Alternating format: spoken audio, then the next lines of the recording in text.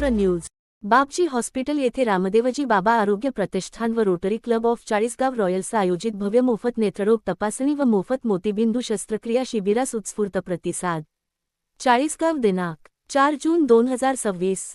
Rotary Club of Chalisgaon Royals, Bapji Jeevandeep multispeciality hospital तथा पूज्य रामदेवजी बाबा आरोग्य प्रतिष्ठान यांच्या संयुक्त विद्यमाने पूज्य बापजी महाराज यांच्या स्मृतिप्रीत्यर्थ आयोजित करण्यात आलेल्या भव्य मोफत नेत्ररोग तपासणी व 500 मोतीबिंदू शस्त्रक्रिया शिबिरास नागरिकांचा उत्स्फूर्त प्रतिसाद लाभला।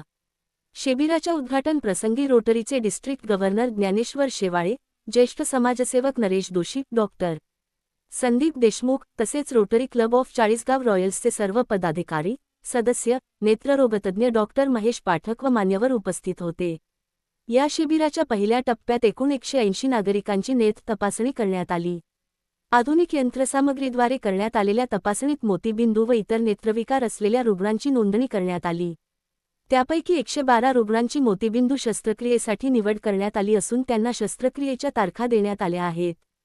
या सर्व शस्त्रक्रिया बापजी जीवनदीप मल्टीस्पेशालिटी हॉस्पिटल येथे पूर्णतः मोफत नियोजनबद्ध पद्धतीने करण्यात येणार आहेत।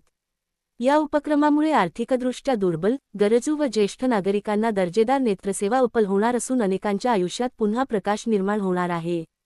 उपस्थित मान्यवरांनी समाजहितासाठी राबविण्यात येणाऱ्या या उपक्रमाचे कौतुक करून अशा सेवाभावी कार्याची गरज अधोरेखित केली।